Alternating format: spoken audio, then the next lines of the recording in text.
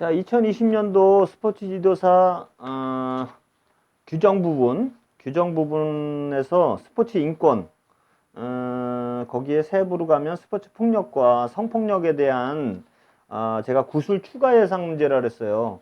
그래서 지금 교재 외적으로 제가 올려드렸던 자료가 있어요. 거기에 이제 뭐 성폭력이나 이런 거 방지를 위해서는 어떤 것이 이루어져야 되느냐, 그런 거 문제 잘 나올 확률이 높아요. 이 부분에 해당이 되는 구술 문제죠.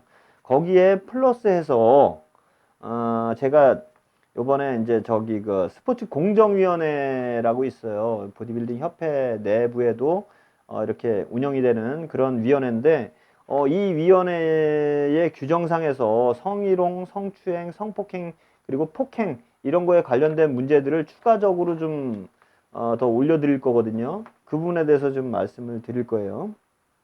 자, 그래서 스포츠 폭력이나 성폭력은 지금 사회적으로 이슈가 굉장히 많이 되고 있는 그런 부분이기 때문에 작년에도 그렇고 재작년에도 그렇고 상당한 비중으로 출제가 됐어요. 그리고 저도 올해도 상당한 비중으로 이 부분이 출제가 될 거라고 생각하고요.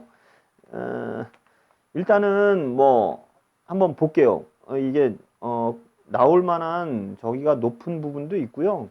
뭐 성추행, 성폭행 뭐 이런 거에 대한 정의라든지 뭐 폭력이라든지 뭐 이런 거 처벌이라든지 이런 것들 좀 알아두실 필요가 있어요. 중요한 거는 처벌에 대한 거 이런 것들 좀 잘 알아두셨으면 하고요.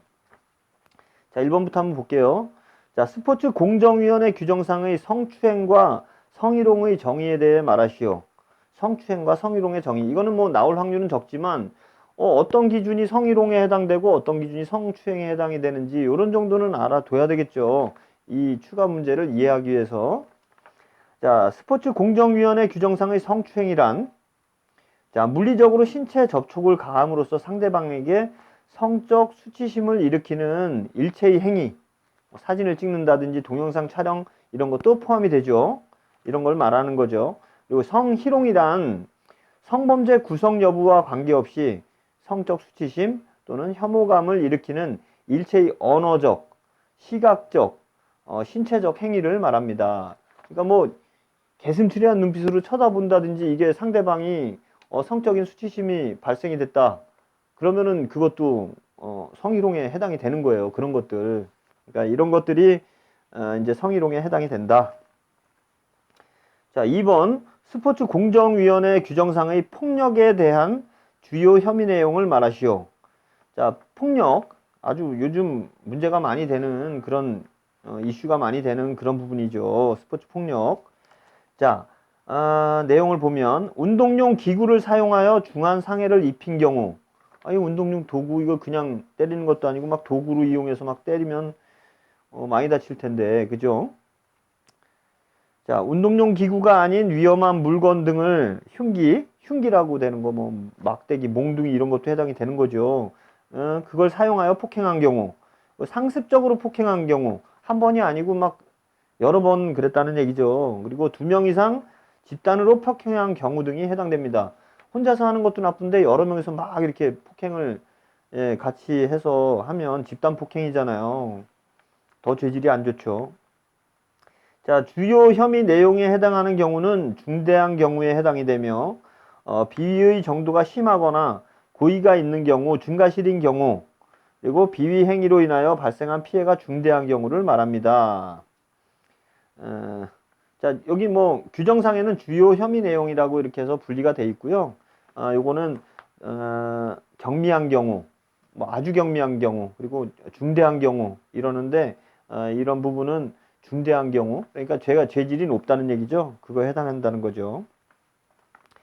자, 3번 스포츠 공정위원회 규정상의 성추행 등 행위에 대한 주요 혐의 내용을 말하시오.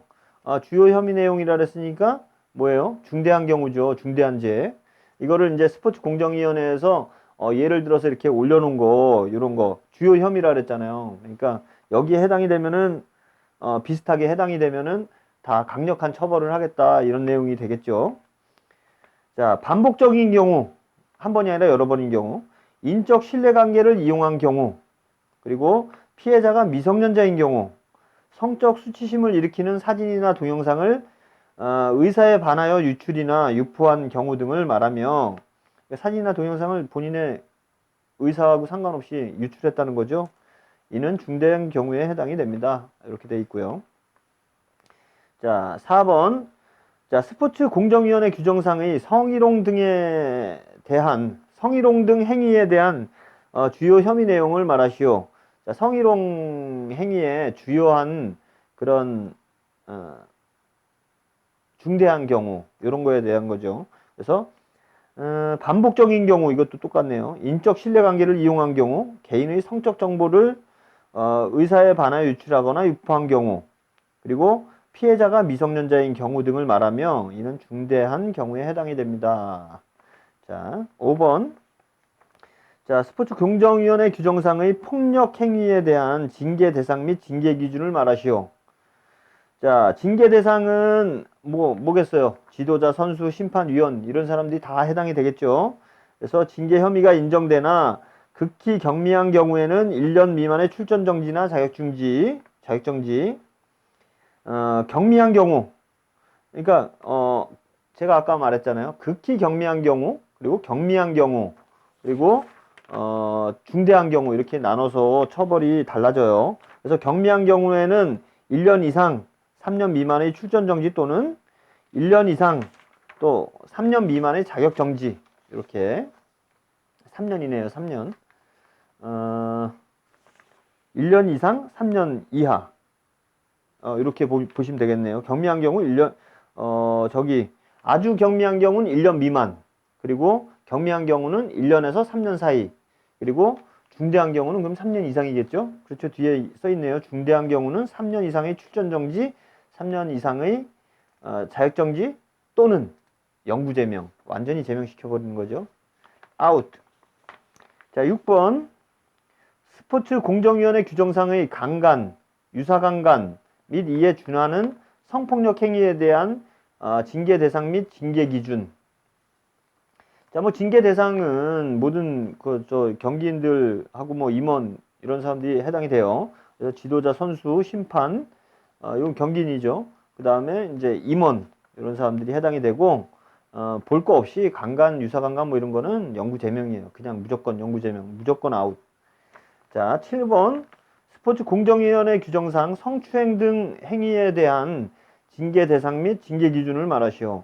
이것도 역시 징계 대상은 똑같이 지도자, 선수, 심판, 임원이 해당이 되고요.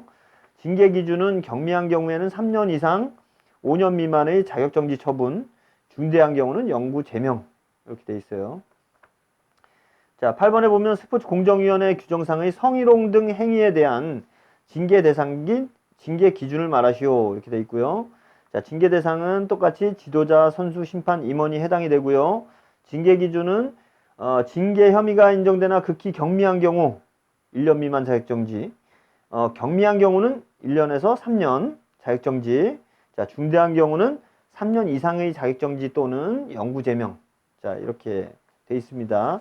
자, 아까도 말씀을 드렸지만 교재에 나와 있는 거, 그리고 교재 외적으로 제가 작년에 올려드렸던 자료에 있는 내용들 굉장히 나올 수 있는 확률이 높은 문제예요. 그러니까 그 부분 집중적으로 좀 해주시고 추가적으로 이렇게 스포츠 공정위원회 규정에 나와 있는 폭력과 성폭력에 대한, 성폭력, 성추행에 대한 이런 처벌 기준이라든지 어떤 정의라든지 이런 거 추가로 올려드렸으니까 이것도 참고로 하셔서 공부 같이 해주시면 폭력과 성폭력 이쪽에 완벽한 준비가 될 것 같아요.